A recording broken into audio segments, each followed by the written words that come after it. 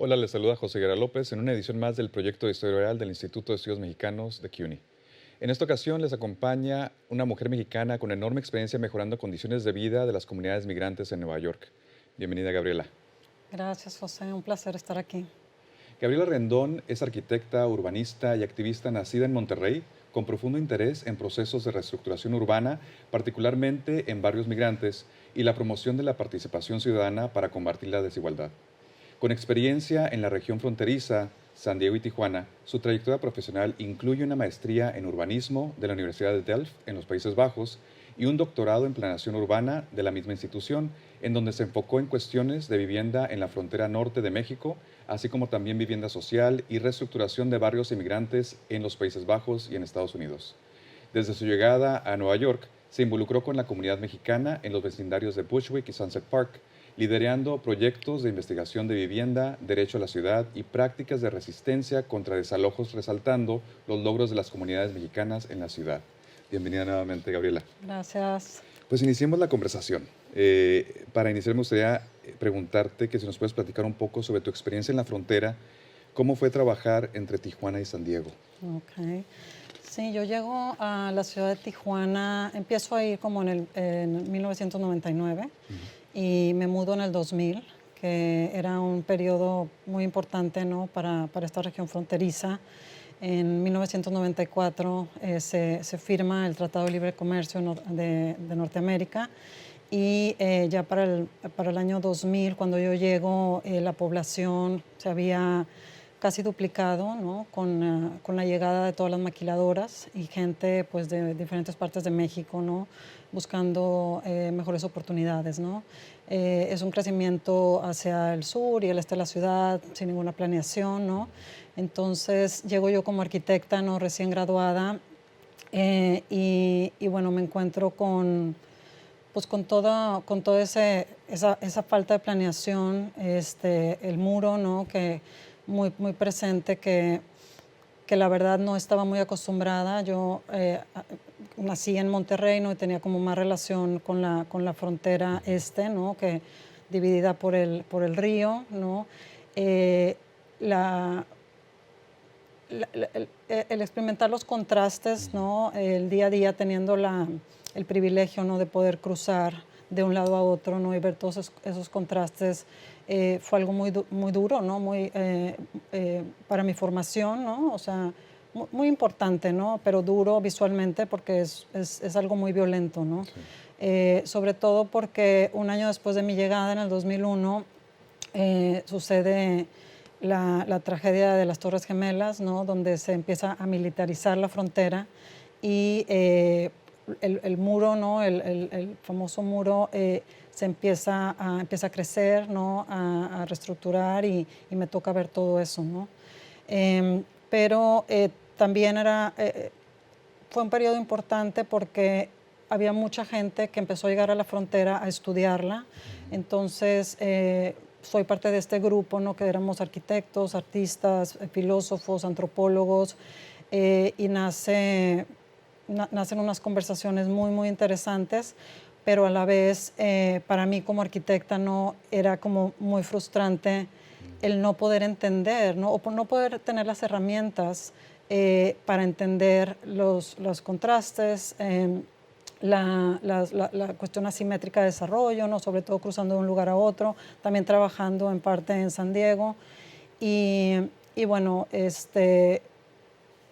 fue un proceso como de formación para mí, lo podría Oye, decir. Gabriela, y en esa situación, en tu experiencia en Tijuana, ¿fue lo que te motivó a hacer esta maestría en los Países Bajos y comenzar a trabajar con comunidades inmigrantes o no? Sí, o sea, lo que es mi tiempo en Tijuana, me crece como que esta pasión interés en la cuestión de vivienda, ¿no? A ver toda la situación de los asentamientos irregulares y también un interés sobre las cuestiones migrantes, ¿no? La situación del migrante.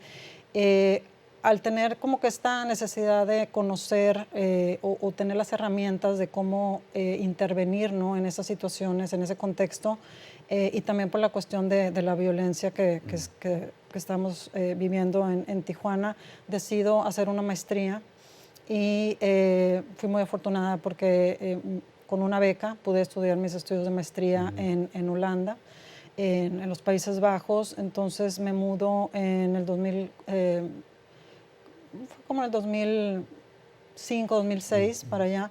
Y entonces hago mi maestría y a la vez empiezo a trabajar en cuestiones de vivienda también allá con las comunidades migrantes, ¿no? Otro contexto totalmente diferente. Aprendí mucho sobre la cuestión de vivienda social, ¿no? Y, y trabajo no solo en Holanda, abro una organización no lucrativa, ¿no? Donde hacemos como que este tipo de trabajos con comunidades, ¿no? De entender cómo los procesos bueno, las cuestiones de política pública impactan a estos barrios y como que empezar a trabajar con las comunidades de cómo pueden entender estos procesos y cómo pueden responder a esos procesos, ¿no? ¿Y eso te trajo a Nueva York o cómo es que llegas a trabajar en Nueva York con la comunidad migrante? Sí, pues mi trabajo empieza a ser, bueno, el trabajo de esta organización empieza a ser reconocido, ¿no? En Europa y en otros países, y soy invitada a trabajar en el New School, ¿no? Entonces me muevo, ¿no? A Nueva York, que se me hacía como algo fascinante, y empiezo a trabajar en el New School, ¿no? Y de ahí empiezo casi inmediatamente, ¿no? Bueno, de hecho, parte de mi doctorado lo estaba haciendo en ese momento, cuando me mudo. Entonces, uno de los casos que estudio es la comunidad de Bushwick, en el norte de Brooklyn. Entonces, es ahí cuando empiezo a conocer más, ¿no? la condición de migrantes aquí en Nueva York, ¿no? Y más específico, la condición de la comunidad migrante mexicana, ¿no? ¿Y ahí es donde nace la iniciativa Beyond Care o es...? No.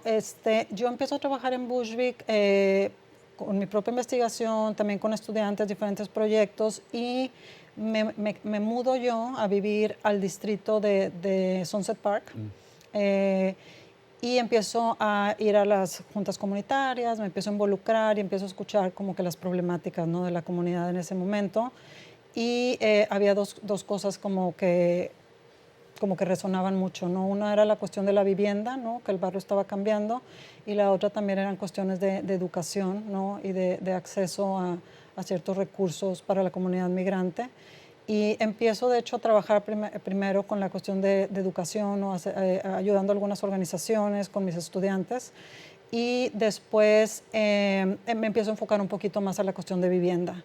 Y en ese entonces, Sunset Park tiene una historia increíble, ¿no? De diferentes olas de migrantes, y unos de ellos son la comunidad finlandesa, que son los que establecen las primeras cooperativas de viviendas de trabajadores en todo Estados Unidos. Y esto sucede en Sunset Park. Entonces, empiezo a hacer como que ese estudio de que el barrio está cambiando, cuáles son como los modelos que han funcionado, ¿no? Y empezó, junto con mis estudiantes y también por mi propia investigación, a ver cuestiones de vivienda cooperativa, ¿no?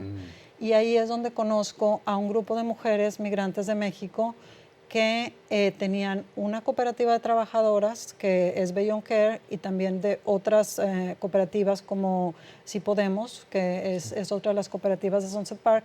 Y ellas, muy visionarias, dicen: nosotros ya estamos organizadas a nivel del trabajo, ya hemos combatido la discriminación y la explotación, pero ahora la vivienda es algo que nos está afectando, ¿no? Sí. Y entonces se organizan y quieren establecer una cooperativa de vivienda, y ahí es donde nos encontramos, ¿no? Y empezamos a trabajar, empiezo a trabajar con ellas, ¿no? Qué fascinante, Gabriela. Gracias por compartirnos esta parte de tu historia, y vamos a tener otro segmento. Vamos a tomar una pausa y al regresar hablaremos de la situación de la vivienda de las comunidades mexicanas en Nueva York. My character, Shazam, knows all about growing up in a family full of teenage superheroes. They're bold. Where's everyone going? To fight crime? Okay. Adventurous. Shazam! There's never a dull moment. And no matter what happens, they'll always have your back. All they need is a place to grow and be themselves. And the best part is, you don't have to be a superhero to adopt a teen. Learn more about adopting a teen from foster care. Visit adoptuskids.org. You can't imagine the reward. You can talk to me if you're feeling sad. Thanks for hearing me out, bro. Whenever you need to talk, I'm here, okay?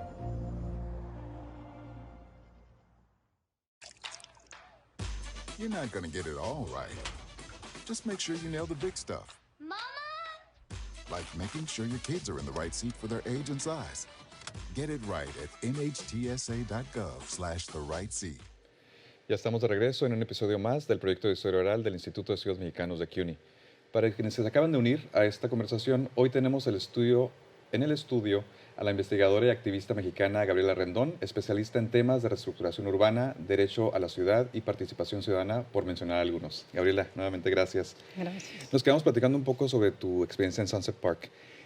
Sabemos que es una de las comunidades que fue mayor afectada durante la pandemia y quisiera saber si hay algo que te marcó o quieres platicar un poco más sobre cómo ves estos cambios después de la pandemia y toda la situación de los retos inmediatos que enfrenta la comunidad migrante en Nueva York.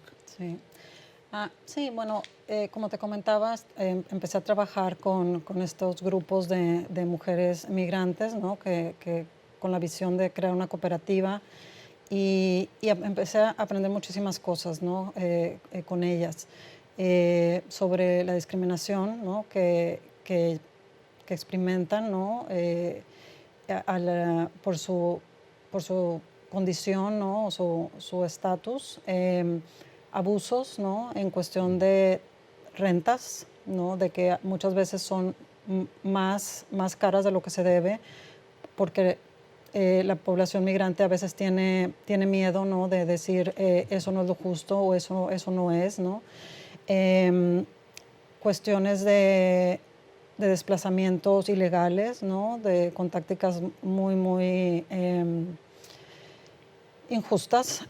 Y todo esto ya era un proceso, ¿no? que se veía, pero cuando llega la pandemia, pues todo esto se amplifica, ¿no? Tenemos la cuestión de las condiciones bastante deprimentes, ¿no? De cuestión de interiores, ¿no? De que los caseros no las mantienen propiamente, ¿no? Especialmente porque lo que quieren es ganar la renta y no hacer ninguna ¿cómo se dice? Inversión, ¿no? Y en ese momento todas esas condiciones de vivienda se ven mucho más, ¿no? Porque tenemos edificios que no tienen calefacción, gente que está viviendo 2 o 3 familias juntas,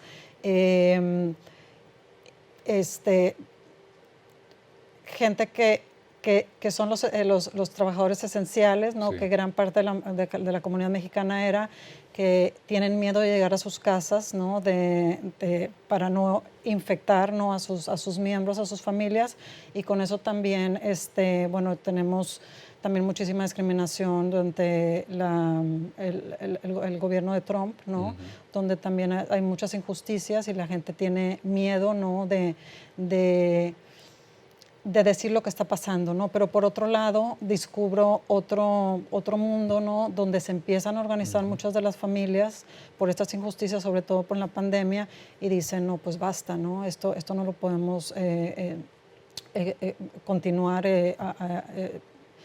apoyando, ¿no? O soportando, ¿no? Gabriela, y esto que estás comentando me lleva a la siguiente pregunta. Sí. ¿Esta participación ciudadana marca la diferencia en la mejora de la vivienda de los migrantes mexicanos? Sí, porque se ve que se empiezan a organizar, sobre todo en los edificios, ¿no? Empiezan a formar asociaciones de inquilinos, empiezan a tocar puertas, empiezan a decir, esto me está pasando a mí, ¿qué te está pasando a ti? Se dan cuenta de que esto está pasando no solo a nivel de su edificio, pero a nivel barrio, y entonces empiezan a organizar, ¿no? Con diferentes organizaciones que dan apoyo a inquilinos, y empiezan a ser partes de redes, no solo del barrio, pero también de a nivel en este caso Brooklyn, ¿no? Que es el área donde yo he estado trabajando, y a nivel ciudad, ¿no? Entonces es súper importante que se informen, ¿no? De qué es legal, qué no es legal, y la manera también de que pueden ir a la corte, ¿no? Que tienen ese derecho, que tienen un derecho que también, si no pueden hablar el inglés, ¿no? Que hay traductores, muchas cosas que no se saben, empieza la población migrante a descubrir, ¿no? A saber, y empiezan a tomar acción. ¿Y tú ves que la comunidad está más involucrada ahora en toda esta cuestión de vivienda y y luchando por sus derechos en tu experiencia, en lo que has hecho de estudios ahí? Sí, porque como está creciendo la ciudad, ¿no? Los lugares, digamos, que quedan, ¿no? Para el desarrollo y las ganancias, ¿no? La urbanización, pues más con fines de lucro, ¿no? Es realmente las comunidades postindustriales e inmigrantes, ¿no? Entonces tenemos en todas las diferentes municipales de Nueva York estos espacios, ¿no? En este caso, donde yo he estado trabajando es Bushwick y Sunset Park, ¿no? Donde la gente que ha sido desplazada de otros lugares se está moviendo para esas áreas y desplazando a la vez a las comunidades migrantes que han hecho de esos lugares su casa, ¿no? Entonces, si hay una lucha más fuerte, ¿no? Más agresiva, con la agresión, ¿no? de la industria de los bienes raíces, pues también hay una respuesta, ¿no? Muy fuerte y la gente pues está organizando, ¿no? Porque ya no hay a dónde ir en la ciudad, ya no hay otros barrios, ¿no? Esos son los barrios que tradicionalmente eran étnicos inmigrantes y la otra opción es salir de la ciudad, ¿no? Ser desplazados totalmente. ¿Y qué retos inmediatos hay en estos momentos en la cuestión de vivienda, en estas partes que está haciendo tu investigación? O en general en la ciudad. ¿Hay ves algunos retos inmediatos? Sí, pues bueno, una cosa es de que se están organizando, ¿no? La manera de organizarse con el día a día, pues la gente está tratando de sobrevivir el día a día, ¿no? Entonces, el organizarse implica tiempo, ¿no? Implica conocimiento, implica dejar a un lado ciertas cosas que son importantes del día y empezar a dialogar, a hacer estrategias, a unirse y ver la manera de no ser desplazados, ¿no? Y por otro lado, todas estas organizaciones están muy a nivel de tratando de hacer políticas en la ciudad y empujando a diferentes niveles, ¿no? A nivel de ciudad, a nivel del Estado. Y pues no es fácil, ¿no? Hay demasiados intereses políticos, hay intereses de los bienes raíces de la industria, sobre todo, y también las agencias públicas no tienen la capacidad, algunas de ellas, por ejemplo, las que están relacionadas con cuestiones de vivienda, a responder realmente a, por ejemplo, muchas de las injusticias, muchas de las cuestiones que se ven en las cortes, ¿no? No hay capacidad para resolver eso, ¿no? Entonces, la gente tiene que estar ahí, ¿no? Día y noche en la lucha y eso es algo pues difícil, ¿no? No es fácil, pero se está haciendo y es algo súper inspirador, ¿no? Que yo he presenciado. Sí, gracias, Gabriela. Vamos a tomar una pausa y volvemos en unos minutos con nuestro último segmento donde hablaremos de tus proyectos más recientes. Okay, Quédense con gracias. nosotros. COVID-19 has changed how we spend weekends with the girls. Now it's time to take the first step that lets us get back to brunching instead of late night munching. Before we can safely come together, we need the facts. As COVID-19 vaccines become available, you may have questions. Should I get it? Is it safe? Should I wait? It's okay to have questions. Now get the facts at getvaccineanswers.org so you can make an informed decision when vaccines are available to you. Is it time yet? It's time. Mom's doing time for dinner. Oh, it's really big. Pasta dinner! Donating pet food is one of the many ways you can help families in your community. Pets and people belong together. Learn more at petsandpeopletogether.org. Hola, gracias por acompañarnos en esta gran conversación con la investigadora Gabriela Rendón. Soy José Higuera López. Para quienes se acaban de unir, les recuerdo que este programa es parte del proyecto de historia oral del Instituto de Estudios Mexicanos de CUNY y pueden verlo en todas nuestras redes sociales y todos nuestros episodios anteriores en el canal de YouTube de BronxNet, accediendo a través de nuestra página web Mexican Studies Institute. Gabriela, platicabas un poco sobre esta cuestión de cómo la comunidad se ha estado organizando, ha habido más activismo alrededor de toda la cuestión de vivienda. ¿Hay alguna manera en que puedan ellos también involucrarse más, apoyar como comunidad migrante? ¿Hay alguna manera que tú has visto? Pues es lo que mencionaba, ¿no? Que es súper importante organizarse desde su edificio, ¿no? De la calle, en el barrio. Y se puede hacer a través de muchas formas, ¿no? Es como quitar el miedo, ¿no? Porque hay como hay este estigma, hay esta barrera, ¿no? Donde ellos realmente piensan que diciendo esto no es justo, puede llevar, ¿no? a consecuencias muy grandes para ellos y pues la verdad es de que estando juntos, ¿no? A lo mejor solos es difícil, ¿no? Pero juntos, unidos, pueden lograr muchas cosas, ¿no?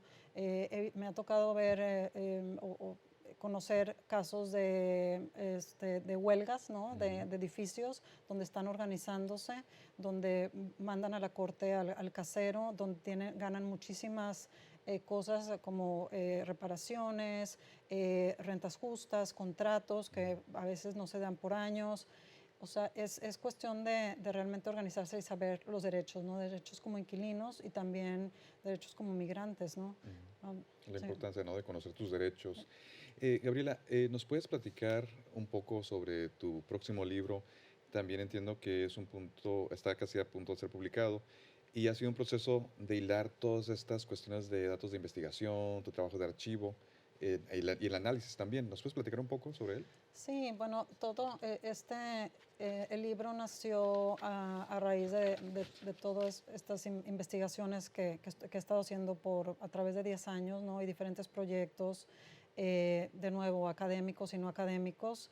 Y una de las cosas que me di cuenta cuando empecé a trabajar con esta organización de mujeres es de que cuando empecé a hacer entrevistas y hacer como, no sé, tener discusiones formales e informales, es que la gente se sentía muy orgullosa, ¿no? De sus logros y entonces empecé a hacer como este proyecto de historia oral, ¿no? Porque decían, qué bueno que vas a publicar esto, qué bueno que esto se va a saber y se va a decir, pero a la vez como que no quería como tener todo esto solo para mí, entonces empecé a pensar cómo podemos hacer esto abierto, ¿no? Y que otros miembros de la comunidad y otras comunidades inmigrantes conozcan los que otros han logrado. Entonces empecé a hacer este proyecto de historia oral, que es sobre justicia de vivienda, y de la misma forma estoy usando, ¿no? Mucho de las cosas que estoy aprendiendo para este libro. El libro en español se traduciría a Barrios Desafiantes, Ascenso, Revitalización y Gentrificación de Comunidades Migrantes en Brooklyn, y habla específicamente de la comunidad de Bushwick y Sunset Park desde los años 70 hasta ahora, como todas estas luchas que no han sido realmente no han sido visibles, ¿no? No se han escuchado muchas voces, pues que se haga justicia a eso, ¿no? Porque realmente la comunidad latina revitalizó estos barrios, ¿no? Y sigue haciendo cosas muy positivas y ahora están más que todo con la lucha contra los desplazamientos y la gentrificación, ¿no? ¿Y nos puedes compartir una experiencia de alguna de las entrevistas que tuviste que te haya marcado, que la tengas presente? Yo pues me imagino que muchas, pero alguna. Muchas. En muchas de esas entrevistas realmente terminamos a veces en lágrimas, terminamos riendo, ¿no? Por los logros y cada entrevista para mí es súper inspiradora, ¿no? Es realmente lo que enriquece mi trabajo. O sea, si no hiciera esto, no sé qué sería de mí realmente, porque es lo que me mantiene viva, ¿no? Sí. Pero es un sinfín de logros. Algo que te puedo decir es de que todas las personas que he entrevistado le están transmitiendo este conocimiento a sus hijos, ¿no? Que es algo que realmente me ha tocado mucho, que me dicen, en todo este proceso, mi hijo, mi hija estuvieron ahí conmigo y yo les enseñé que tenemos que luchar por lo nuestro, por nuestro barrio, por nuestra casa, por nuestra comunidad. Y eso ha sido algo súper enriquecedor. Claro, Sí. pues un empoderamiento realmente desde abajo, ¿no? Desde la comunidad, realmente. ¿Y en qué otros proyectos estás trabajando? Si nos puedes compartir también. Sí, recientemente lancé junto con otras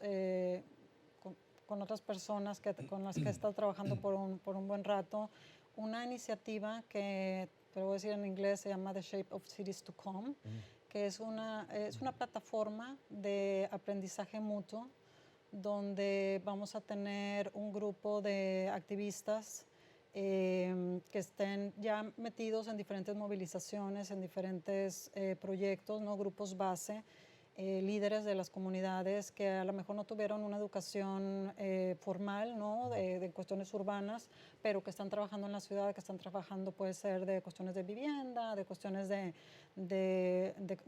alimentación, de educación, de lo que te puedas imaginar realmente, pero que sea como un activismo muy enraizado en esas comunidades. Y entonces estamos invitando, ¿no?, a esas personas. Va a ser un proceso de 3 semestres, ¿no?, esta experiencia. Y van a estar fundados los proyectos. Y bueno, estoy muy emocionada con este nuevo proyecto, ¿no? Y está realmente planeado, ¿no?, para gente que venga de comunidades de color y comunidades migrantes, ¿no? ¿Tienen específicamente algún espacio, bueno, no espacio, sino alguna zona de la ciudad de Nueva York que se van a enfocar? ¿Va a ser nuevamente en Sunset Park o va a ser en general? No, es en toda la ciudad. Estamos asociados, no, es un instituto autónomo, pero estamos asociados con el New School, donde se va a dar un certificado, ¿no?, para este grupo de activistas, y también estamos asociados con el Clemente de Soto Vélez, sí. que está ubicado en el Lower East Side. Y no, es a nivel ciudad, puede ser en cualquier parte, sí. Qué bien. ¿Y cómo te imaginas el futuro de la vivienda para los mexicanos en Nueva York? Está duro, no te voy a ser sincera, no solo para los mexicanos, para toda la población, pero siendo los mexicanos un grupo pues mucho más vulnerable que todos, ¿no?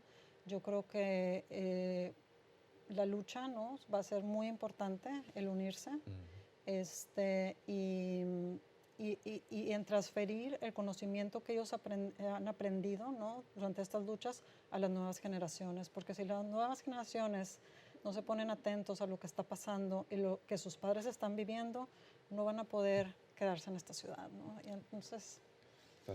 Estamos siendo desplazados, ¿no? Realmente.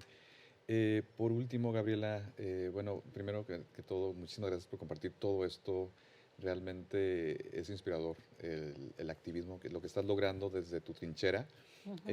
Y me gustaría preguntarte algo que le preguntamos a todos nuestros invitados. ¿Cómo te gustaría ser recordada en la historia de los mexicanos en Nueva York?